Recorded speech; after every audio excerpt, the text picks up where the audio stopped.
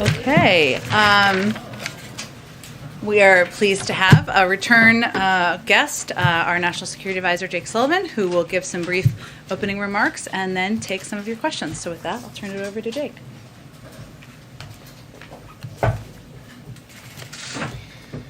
Thanks, Jen. Good afternoon, everyone. I'll make some comments, and then, as Jen said, I'm happy to take your questions. I want to start once again by saluting our troops and civilians at the Kabul airport. Kabul fell just over a week ago. Within 48 hours, they had secured the airfield. They had safely and effectively drawn down our embassy compound and retrograded our embassy personnel. They have now facilitated the evacuation of more than 37,000 people out of the country since August 14th. American citizens, third country nationals, our Afghan allies, and Afghans at risk of persecution or worse. In the last 24 hours alone, 28 U.S. military flights have evacuated approximately 10,400 people from Kabul. In addition, 61 coalition aircraft have evacuated approximately 5,900 additional people.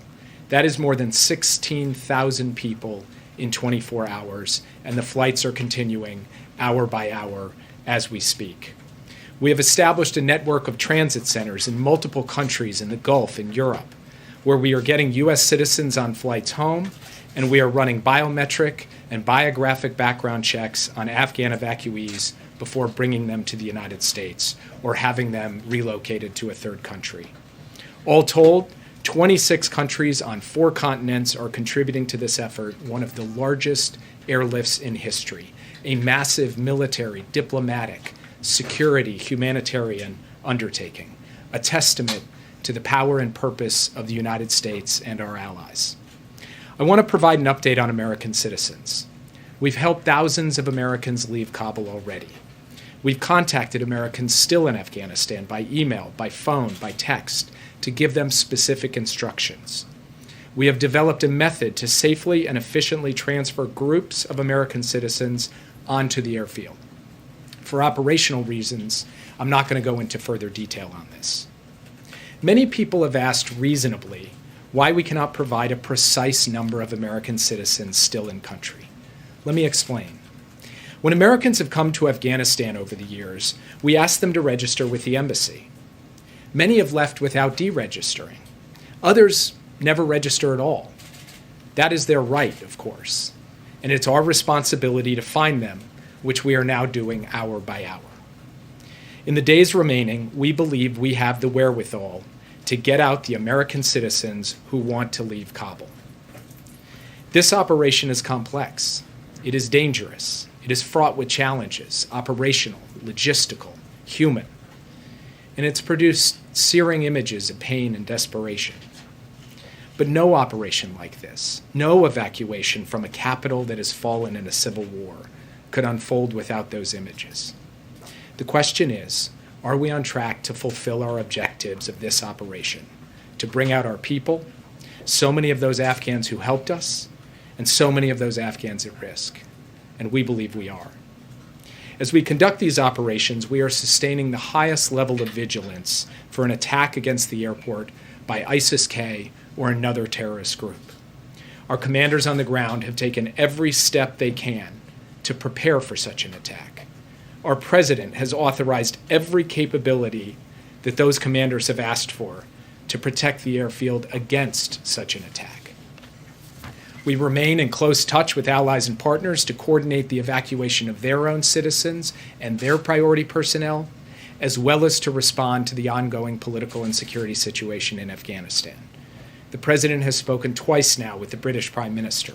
He has spoken with the German Chancellor, the French President, the Spanish President, the Italian Prime Minister, the Emir of Qatar, and the Crown Prince of the UAE. Tomorrow, he will participate in a G7 leaders meeting on Afghanistan to ensure the world's leading democracies are aligned and united on the way forward.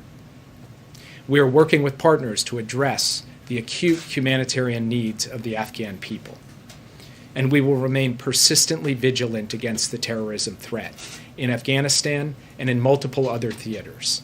We have proven in other places that we can suppress terrorism without a permanent military presence on the ground, and we will do the same in Afghanistan.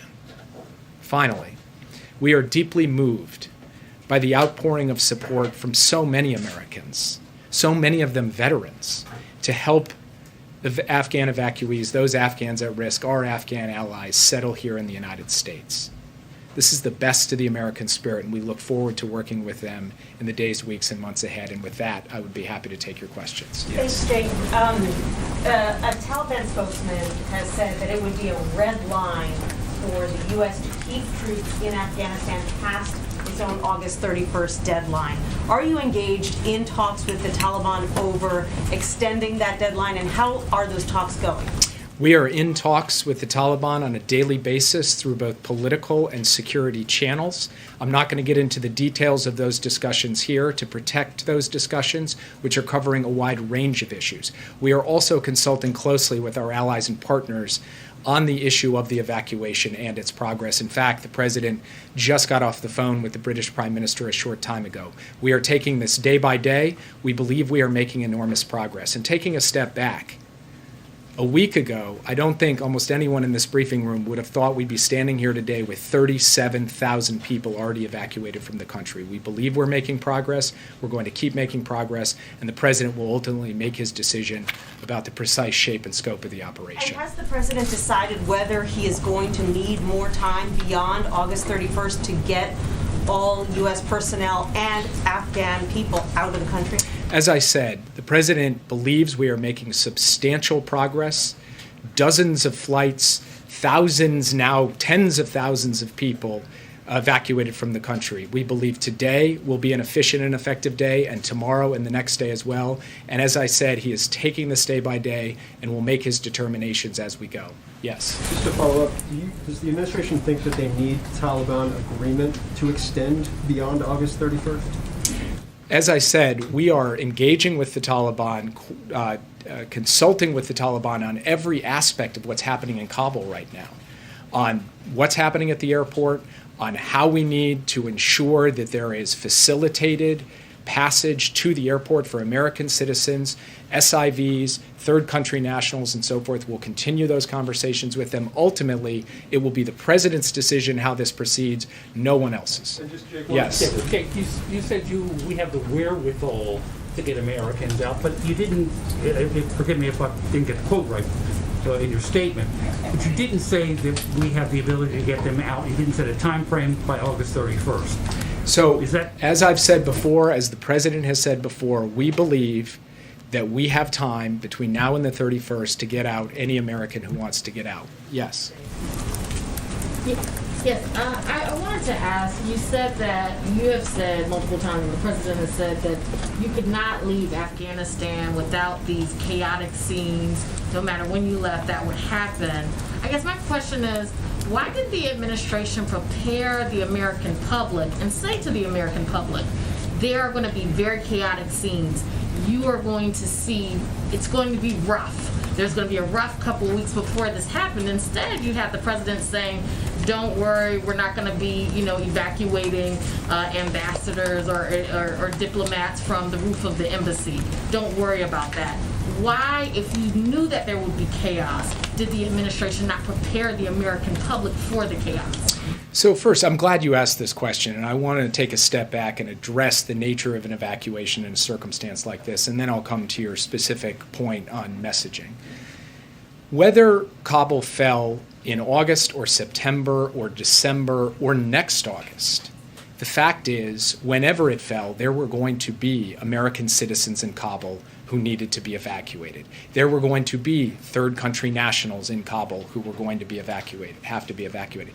There were going to be Afghans still in the fight who had supported the U.S. war effort over the last 20 years who were going to have to be evacuated. So an evacuation operation in a dangerous situation was going to happen at some point. And when you run an operation like that, when you are trying to position assets to go in and secure an airfield in a city that has been taken by opposing forces with a government that's collapsed, your contingency plan is going to hit head on with reality, and there are going to be complexities and challenges and difficulties, and you work through them. You make adjustments, and you ultimately get an operation going that is moving out thousands, if not tens of thousands of people daily. That is what we have accomplished over the course of the week. It has not been without its immense difficulties, and we are very mindful of those difficulties. We are clear-eyed about those difficulties.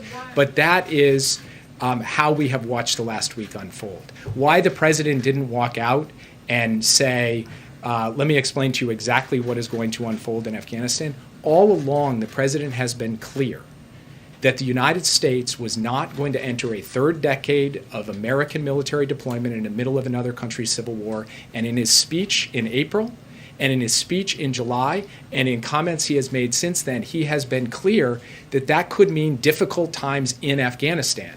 We have been clear-eyed about this from the start.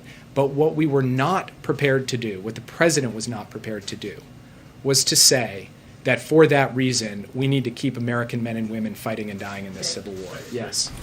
Yes, Jay. Whether it's August 31st or shortly thereafter, it's clear that all of the eligible Afghans who work for U.S. forces and the U.S. government are not going to be able to get out. For those watching, what do you say to them? What advice do you give? Should they try to get to a third country on their own? Should they wait for some diplomatic solution? So first, we're in touch with the Afghans at risk, eligible for special immigrant visas and other categories of support from the U.S. government. We are trying to get as many of them to the airport as quickly as possible to get them on flights home. And as I said yesterday in comments on the Sunday shows, we will continue to get Afghans at risk out of the country even after U.S. military forces have left. Yes. Thank you, sir. The president has criticized his predecessor. He's criticized the Afghan army, the Afghan government for all of their failures. One group that he hasn't seemed to criticize at length, though, is the Taliban. Why is that? And then also, why does the president continue to say that the Taliban is facing an existential question about how they'll be viewed on the world stage? I mean, they're going door to door, going after the families of these translators. Don't they already know who they are? So first, the president has been very clear about his views of the Taliban. You've asked him repeatedly, do you trust these guys? And he's told you repeatedly, no, I do not. Of course he does not. Of course none of us do, because we've seen the horrific images from the last time we were in power, because we've seen the way that they've conducted this war, because we've seen the fact that they have been responsible for the deaths of American men and women through 2 decades of war, a war that the president was not prepared to continue for a third decade. So we have no illusions about the Taliban. And from our perspective, what we need to do right now is focus on our task at hand. And our task is to get thousands and thousands of people out of the country as safely and efficiently as possible. That is what we are doing and what we believe that we can achieve. Thank you, Jake. So Friday, the president said that we got rid of Al-Qaeda in Afghanistan. Sunday, the Secretary of State said there is Al-Qaeda in Afghanistan. So are you presenting the president with the full picture, or is he just misapplying the intelligence when he makes these public statements? The president was referring to Al-Qaeda's capability to attack the United States, which the intelligence community tells us today is not present in Afghanistan. Today, it is not present in Afghanistan. What is present in Afghanistan right now to our forces at the airport is a serious threat from ISIS-K, which we're trying to deal with. And, of course, there's the possibility that al-Qaeda could reconstitute an external plotting capability in Afghanistan. That's why you've heard from the president repeatedly about the need for an over-the-horizon capability that will allow the United States, working with partners, to continue to suppress the terrorism threat in Afghanistan from al-Qaeda or ISIS-K or anyone else, just as we work to suppress the terrorism threat from al-Qaeda and ISIS in Yemen, in Syria, in Somalia, in the Islamic Maghreb, in many other countries. And let me just finish by saying the president has been clear that from his perspective, American counterterrorism capabilities have evolved to the point where we can suppress that terrorism threat without keeping thousands or tens of thousands of troops on the ground in a country. We have proven that out in other countries, and that isn't exactly what we intend to do in Afghanistan. And the president has spoken about the terrorism issue in Afghanistan repeatedly on multiple occasions. Yes. Does the administration regret not moving quicker to evacuate more Afghan civilians who work in the United States? So again, I'm very glad you asked that question. So this refers to the Special Immigrant Visa Program. The Special Immigrant Visa Program has been around for a significant number of years, and it was never designed as conceived by Congress for a mass evacuation circumstance. Your individual applicant for a special immigrant visa typically took, under the law, the way that it was applied by the various agencies of the U.S. government through multiple administrations, 18 to 24 months per person to get through the various vetting and other requirements to get their visa, sometimes longer, sometimes multiple years. When we took office in January, the Trump administration had not processed a single special immigrant visa since March of 2020, in nearly a year. So what we did when we came in was move as rapidly as possible to process as many applications as possible, as fast as possible, trimming months and months and months off of that process, working with Congress to get them to actually change the law over the summer to relax the requirements so we could move people forward. Even then, we put in place an evacuation operation using charter aircraft starting in July to begin moving SIVs and their families out. Now, as I said the last time I was at this podium, we did contemplate a big gray tail move of Afghans and others in the July, early August timeframe. We made the determination not to do so because not just Afghan government officials, but supporters of the Afghan government in Afghanistan, including many of the people who want to come out now, said that doing so would trigger a complete crisis of confidence in the government. As it turns out, not doing that evacuation didn't exactly save the Afghan government. We acknowledge that, but that was a considered judgment at the time. Once we faced a circumstance in which we needed to move rapidly to secure the airfield to help get those folks out, that's precisely what we did, and that is precisely what we are doing now. Thanks, Jake. Does the president intend to fire, reassign, or ask for the resignation of any White House personnel or administration officials who've handled the situation in Afghanistan? I have not heard him say so. It's, of course, your job to ask those kinds of questions. It's my job just to keep doing what we're doing, which is every day try to get as many people out as possible. What if the U.S. can't get Americans and Afghan allies out of the country by August 31st? What happens then if the Taliban says they are not willing to extend? Is the U.S. going to abide by their red lines? So I'm not going to take this on as a hypothetical question. What I'm going to say is what I said at the outset, which is we're in touch with the Taliban daily. We're in touch with our allies and partners. We're reviewing our progress in this particular operation, which we feel has been substantial over the past few days, and the president will make his own determinations. Yes. Thanks, Jake. Can you say approximately number or percentage-wise the number of evacuees that are American citizens thus far? And then secondly, I know you don't want to get deep into operational details, but the president's made clear that the area around the airport, there's been an expansion in the safe zone. Does that mean American troops are operating outside the perimeter of the airport now? American troops are not operating outside the perimeter of the airport. What has happened is through these military channels of communication with the Taliban, they have extended the perimeter from the point of view of their checkpoints to allow Americans through, to allow third country nationals through, to allow SIV holders through. That is what is happening now, not right at the gate, but rather a substantial distance away from the gate. And I'm not going to get into the precise details of those distances, but that is what he was referring to with respect to the extension of the perimeter.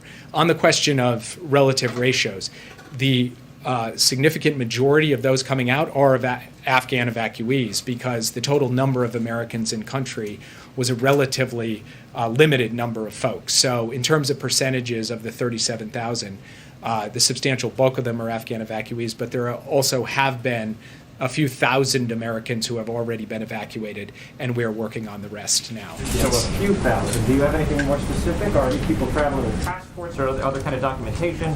And is that why you can't answer that question more specifically? Are they not traveling with documents? So again, the reason why we can't give you a precise number is because not every American who comes into Afghanistan goes and puts themselves in a database at the U.S. Embassy. They don't have to. Many of them choose not to. So it's our responsibility to put out the call through every means we know how, try to work through to get in contact with them, and ultimately build as credible a list as we can of folks who are holding those passports so that we can bring them to the airport and get out. Not the number of Americans who are in Afghanistan waiting to get out. How many Americans have you so far taken? Oh, I see. We can get you the precise number on that. Yes. Jake, two things. One, just a clarification. You had said that you will get all Americans in Kabul who want to get out. Did you mean Kabul or did you mean the entire country? And second, one of the things that you all bragged about over the weekend was the rapidity with which you guys negotiated over the last several days with third countries the ability to bring flights in to expand the number of places throughout Europe and the Middle East. Why wasn't that done months ago? I mean, you yourself have just said you knew exactly that this chaos was going to erupt at some point. Why would there be the need to negotiate on the fly with these countries if couldn't that have been done before? So I'll take your second question first. I have to tell you, I bristle at saying we bragged. Okay, I haven't bragged about anything. I'm trying to give you the straight dope from here, the good and the bad, and that means a lot to me. Secondly, it is certainly the case that we've had to add countries and try to add capacity in places. We did spend months negotiating transit centers to set up as part of our contingency planning in both the Gulf and in Europe. As it turns out, we have been able to produce a throughput that exceeded even our optimistic expectations in terms of the number of folks who could get out. So the fact is we are actually overperforming in terms of the evacuation numbers, and therefore we need a higher ceiling in terms of the number of beds and other facilities at transit centers. So we're simply adding capacity. But you can't go from a standing start. You can't go from 0 to yes in 24 hours. This is something that we have prepared, prepositioned, engaged with allies and partners on over the course of time, so that when we pick up the phone and call, they don't say, what are you talking about? They know what we're talking about. They know that the ask has gone from a 5,000 cap to a 10,000 cap. They adjust accordingly, and that reflects the work of painstaking diplomacy over the course of many months. Yes. The first question about Afghanistan versus just Kabul. Oh, I see. Yes, we are trying to get Americans out wherever they may be in Afghanistan. Yes. SIVs. How many SIVs are being brought to the United States? Is there a goal for how many you intend to bring to the United States? What's their long-term plan? And outside of adding a priority 2 designation, what else is this administration doing to expedite the process of getting SIVs out of Afghanistan? We're not putting a precise number on it. The program doesn't put a precise number on it. There isn't some cap on the number of SIVs or some target. So we are working to get as many out as we possibly can. If you think about the fact that there has been 20 years of conflict in Afghanistan, the sheer number of Afghans who in one way or another have worked for the United States, I'm not going to put a precise number on it. I'm not going to put an estimate on it. I'm only going to put a principle on it. And the principle is we are working to get out as many Afghan allies as we possibly can. Prime Minister Johnson has said that he will ask President Biden to extend that August 31st deadline. Did he make that ask in the call? And what will President Biden tell Prime Minister Johnson if and when he does make that, either today or at the G7 meeting tomorrow? I'm not going to speak for Prime Minister Johnson or read out the precise details of the call. All I'm going to say is that the President continues to consult with the Prime Minister and our other allies on how this evacuation should proceed from here, and he'll ultimately make the determination. You have no message to what he'll say when Prime Minister Johnson does ask. That is the reporting right now, that the PM is going to ask the President to do this. So I'm not going to preview what the President will say in the G7 meeting tomorrow.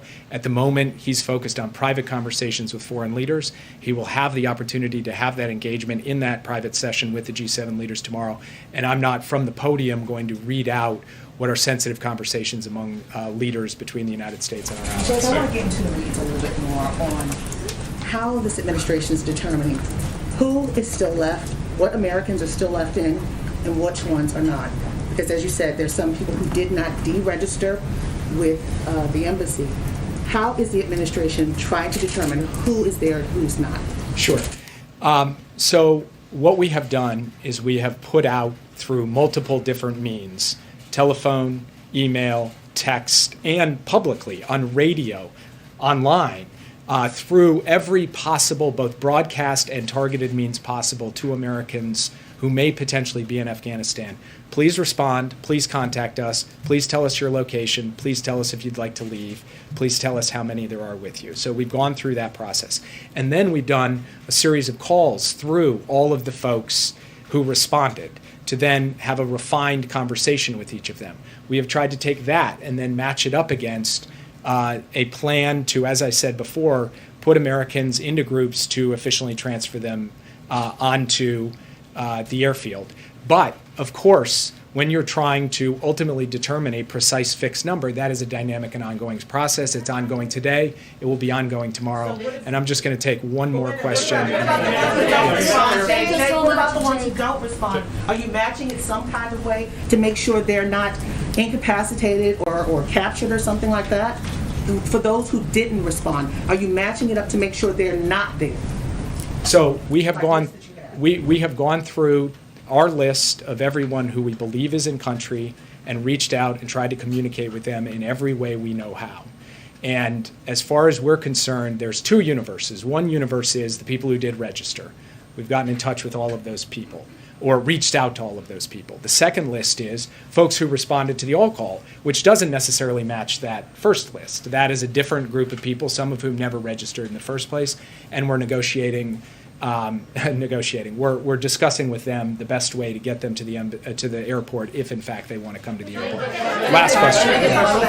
Thank you so much. Two questions. One on the communication with the Taliban. Would President Biden consider himself speaking with the leaders of Taliban? And the second question, President Biden seems to be keeping the America First policy on Afghanistan. How can you say that America is back on the global stage after seeing the scenes in Afghanistan? And how do you think the world is looking at the United States right now?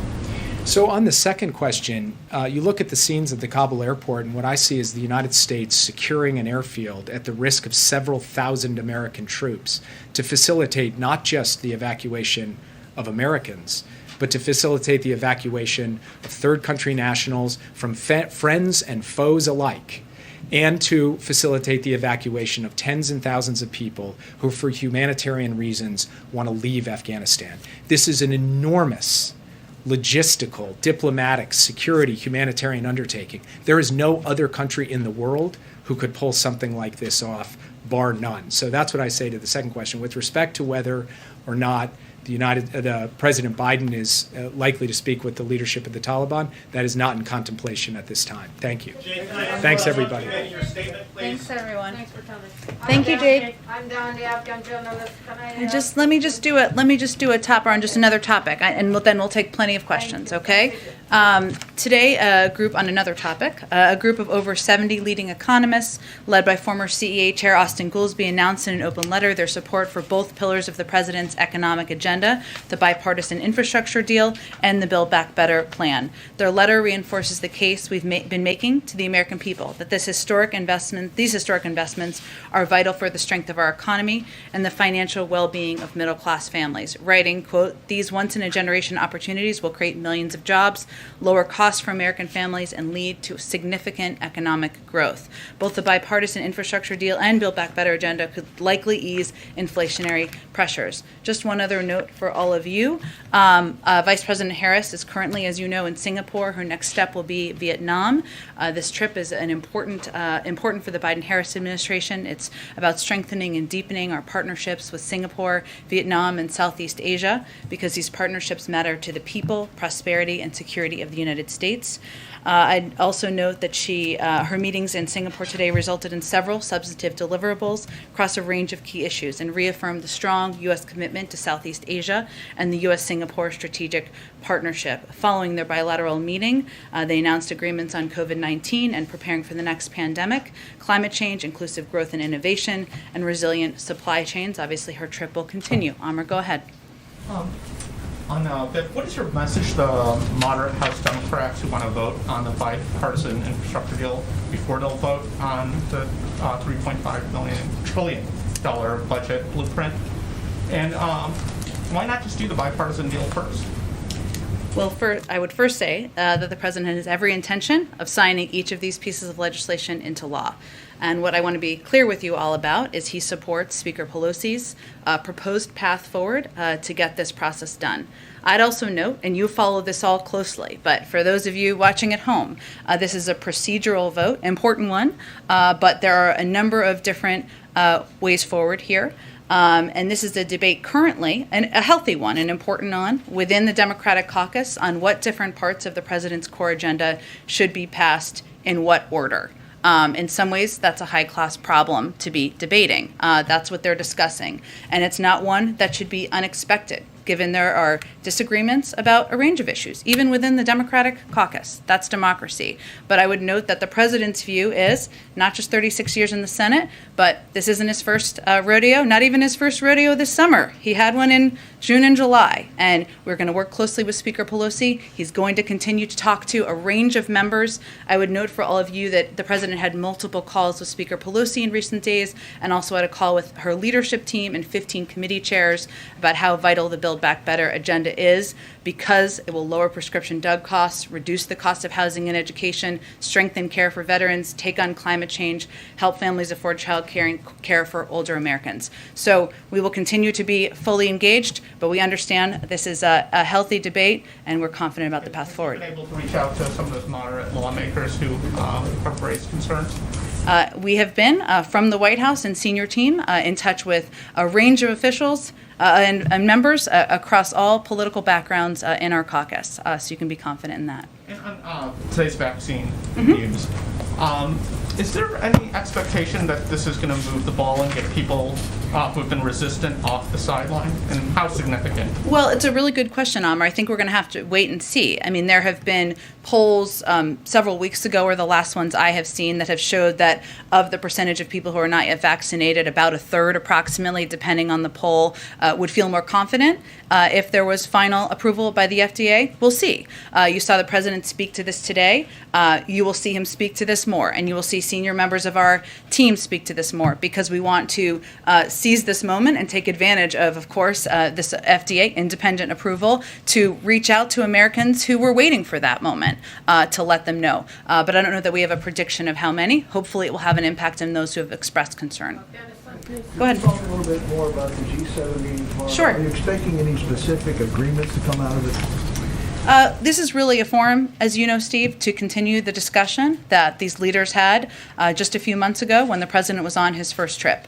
We certainly know, and many have talked about their desire to raise questions about the timeline. That's not a surprise, and the president is happy to have that discussion. I'm not, of course, going to get ahead of our national security advisor or the president of the United States, but it's an opportunity to discuss not only our commitment to getting American citizens out and our Afghan partners who have fought alongside us and many of our allies over the last 20 years, but also to work with them to continue to get their citizens out as well. So expect the discussion will be around that, but I don't know that I'm going to predict big announcements out of it. I think they will talk about imposing sanctions on the Taliban, anything like that.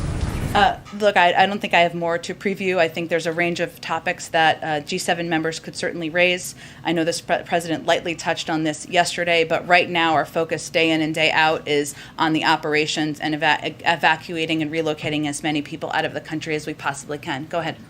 Back to what's going on the Hill. As you know, this isn't the president's first rodeo. Has he considered offering something to the moderates? Is there something that he's willing to put on the table that perhaps would assuage some of their concerns, knowing how legislation and force trading works on Capitol Hill? He certainly is familiar with that, but he also is certainly familiar with the leadership of Speaker Pelosi and her ability to get things done. And I would also note that he has been a part of this town and watched healthy disagreements about a range of issues within his own party for many decades. That's a part of the process, but our focus right now is engaging with a range of members from a high-level staff level. We're going to continue to do that, and the president will certainly engage if it is constructive in moving the ball forward. And we, again, are focused on getting this done for the American people. Just one more follow-up. You said, I want to clarify, you said Yeah. that there's potentially a number of ways forward on this, but the speaker has a way forward, you guys back that way forward, and if you're counting votes, that seems like the way forward.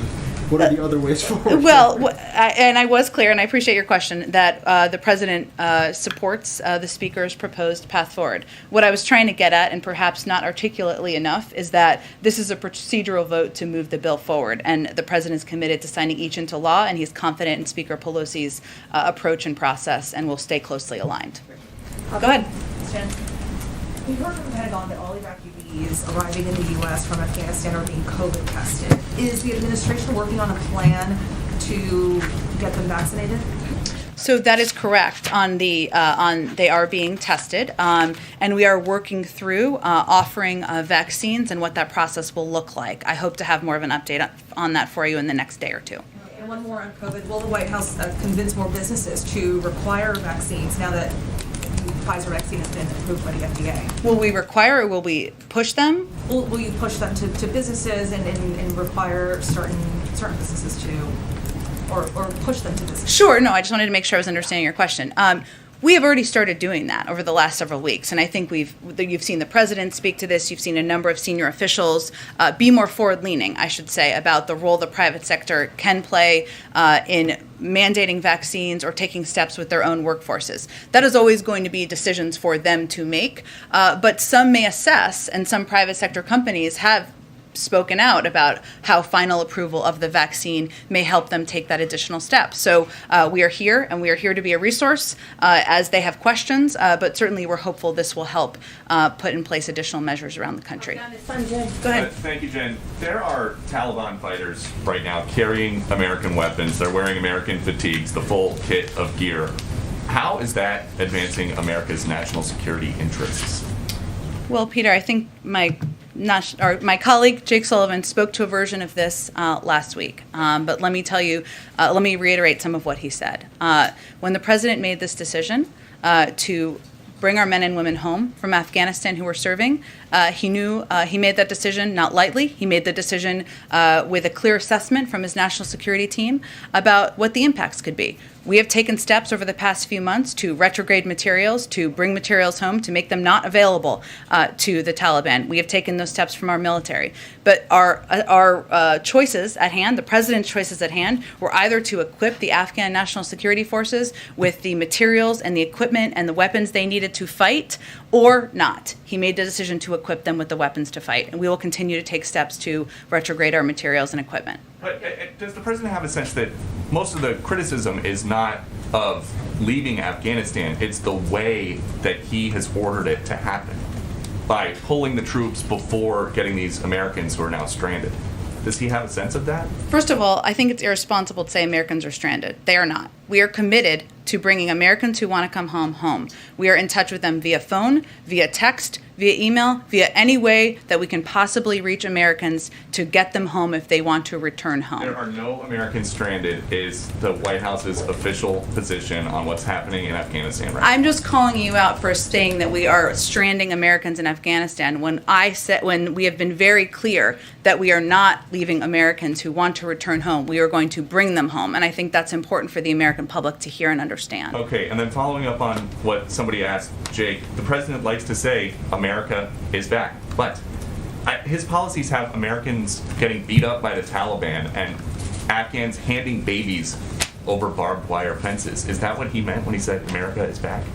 What the president meant is that we are going to continue to lead in the world, including being the leaders in evacuating not just our Afghan partners, not just American citizens, but now also our allies. And we have done that by evacuating approximately 42,000 people over the last month. That is Americans leading. That is our men and women in our military leading on the ground, securing the airport after the Afghans fled and didn't secure the airport, and ensuring that we are taking care of our partners as we promised to.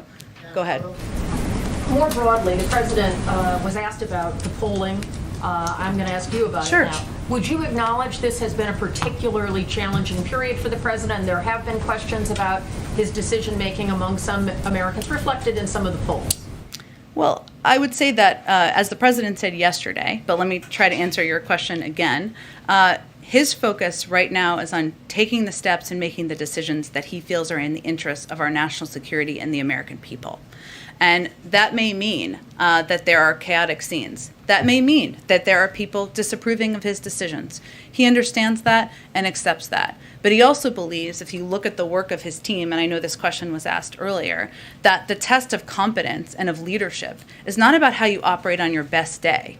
It's about how you operate when the chips are down, when things are difficult, when you need to adapt and make decisions. And that's what we've seen over the last week. That's what we've seen the men and women in the military do. That's what we've seen our national security team do.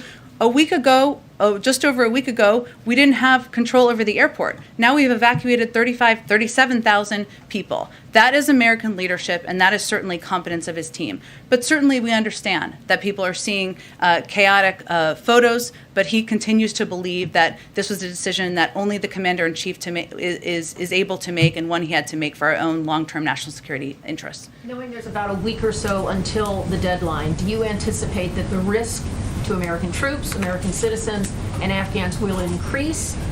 Will there be You mean on the ground, Kelly? Yes. Will there be more desperation knowing that the number of flights out may be dwindling? And if so, how do you adjust for that in terms of your preparation?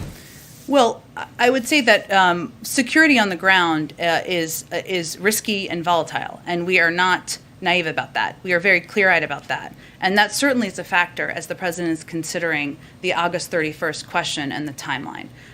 It is also a factor of the fact that we have expedited over the last 24 to 48 hours our flights and the number of people we've been able to evacuate. And his objective is continuing to focus each day, asking detailed questions about how many more people we can get out each day, because that is a real issue. And that's one of the reasons, and Jake talked about this a little bit earlier, that we continue to adjust and take operational steps as it relates to the perimeter of the airport and as it relates to how we're engaging with American citizens and our Afghan partners about how and when they should come to the airport as well.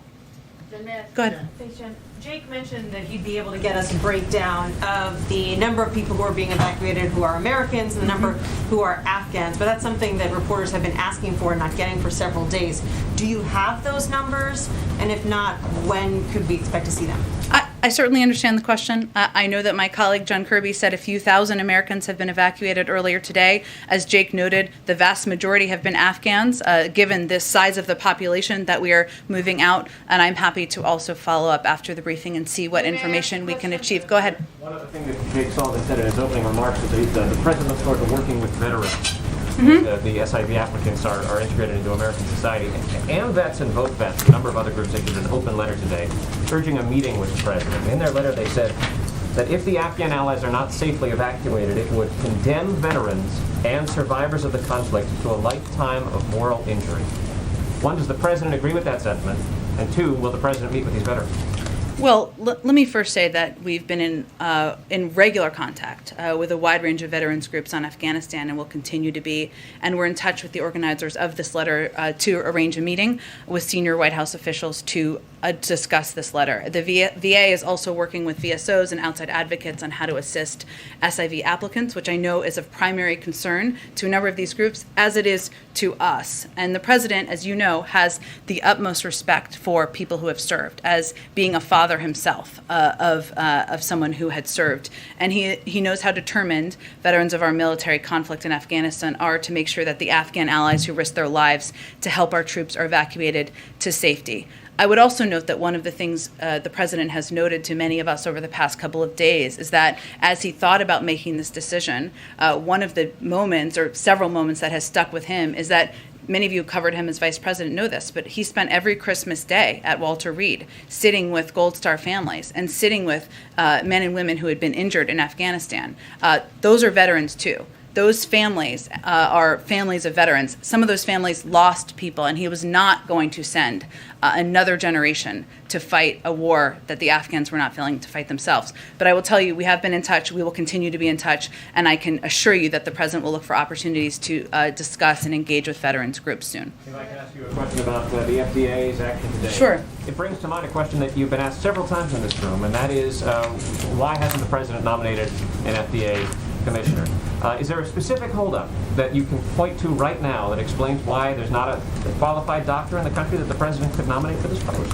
I can assure you, I wish I had a nominee for the FDA Commissioner standing behind that door so that I could present them to all of you. And it is a very good question. And the President wants to nominate the right person to serve in this important post. And yes, of course, there are a range of qualified and talented medical experts and doctors out there. We have not identified the right person yet, and hopefully we'll be able to do that soon. Go ahead. In keeping with the question of appointments, if you'll forgive me for putting on the Bloomberg hat, has he made a decision on whether Federal Reserve. You got it. I knew it. It's like One bingo. step ahead of me, yeah. Has he made a decision on whether to reappoint Jay Powell? My colleague Saleh Mohsen reported this weekend that that Secretary Yellen has privately expressed her support for reappointing Chairman Powell. Has he made a decision? When will he make a decision on that? I don't have anything new for you on this, nor do I have a timeline of when he might make a decision. Do you have any comment on just Secretary Yellen's apparent preference? I will leave that to Secretary Yellen and the Treasury team. Go ahead. Thank you. Go ahead. Do you have any update? This week is supposed to be the end of the 90-day review into the origins of the coronavirus. Do you have any update on when that report would be released? What can we expect to see publicly? Sure. It's actually tomorrow, just to mark your calendars. I know Peter's especially excited about it. I would say that it typically takes a couple of days, if not longer, to put together an unclassified version to present publicly, and obviously the President would be briefed first on any findings. So I don't have an exact date for you, but I would expect it will be a couple to several days after tomorrow.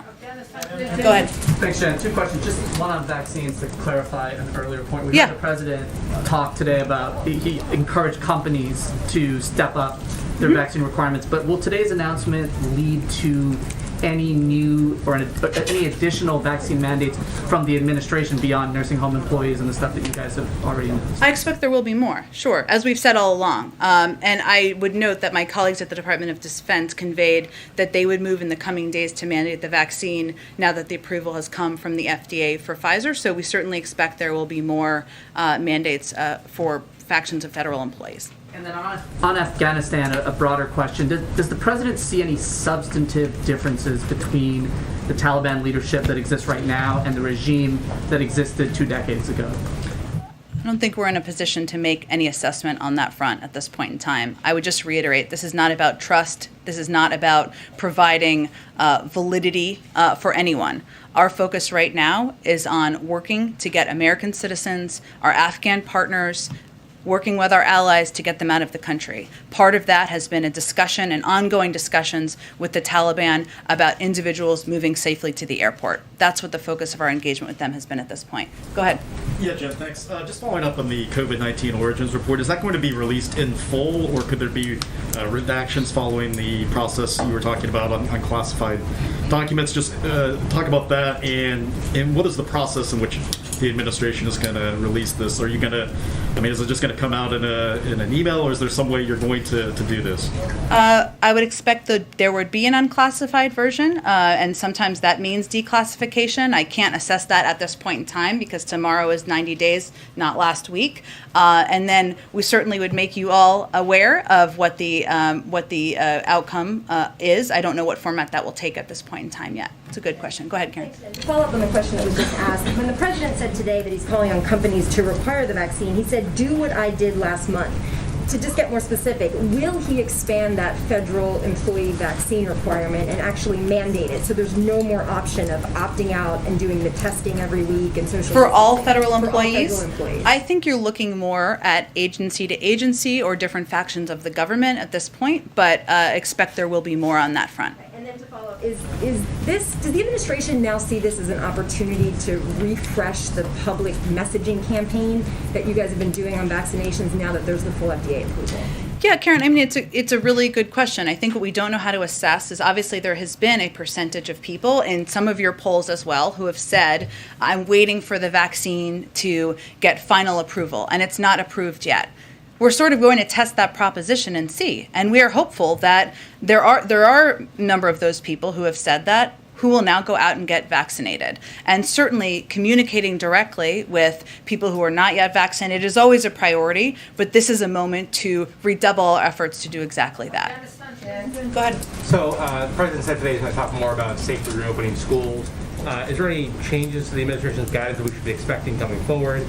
When do we expect to hear from him on that? I would say soon. I think we're still working to finalize what that might look like, but the president is certainly, as a parent and a grandparent himself, well aware, and as somebody who employs a number of us who have children, well aware of the understandable questions that parents have. Some have anxieties, and he wants to be able to speak directly to what his preparations are, how we rely on the science, and all of the steps we've taken through our Department of Education to make sure schools have the resources they need to open and stay open if they apply them this school year. But I don't have a scheduling preview for you at this point in time, but I expect you'll hear from him soon. In-person learning is still a priority, like still the Yes, president expects it to be open 5 days a week. Correct. Nothing has changed in that regard. Now, I will say this. A lot has changed over the last 8 months in that we have provided tens of millions of dollars out to schools, out to states, that has been distributed to many school districts who didn't have the resources they needed to replace air conditioning systems or ventilation, to do social distancing in some cases, to ensure they had testing requirements. That has changed. The Secretary of Education has made this one of his top, if not his top priorities, sharing best practices, working directly with school districts. As we have seen across the country in some particular states, we cannot force these states to allow school districts to put in these precautions that will help keep students safe. If they don't put in place the precautions, it's more likely there will be cases, and then they will have to take steps regarding quarantining, etc. But we have taken every step we can think of to engage, to empower, to equip school districts with the resources they have so that they can stay open 5 days a week. Go ahead. Yes, Jen, what's your reaction to former President Trump this weekend at a rally in Alabama asking his supporters to get vaccinated and then getting booed? Well, one, we will take anyone who has a big platform out there who wants to encourage people to get vaccinated, doing it. That's a good thing, and we understand that some of the people who are not yet vaccinated are not people who may have Biden-Harris stickers on their cars, and that's okay. In terms of, I think it's just a recognition, as we are very clear-eyed about, that there are still people who are skeptical out there in the country, that there are still people who whether because of misinformation or a range of factors, are not yet getting vaccinated, even though it could save their lives. It means we still have more work to do, and we are committed to doing exactly that. Go ahead. Jen, thank you. At the risk of this being a yes or no answer, is the president concerned about being put on the spot with these pledges to get Americans out of Afghanistan by the 31st? All those who want to get out of Afghanistan. Is he concerned about being put on the spot with this? By whom? By just the general public opinion or whatever, with these pledges from him, from Jake and others.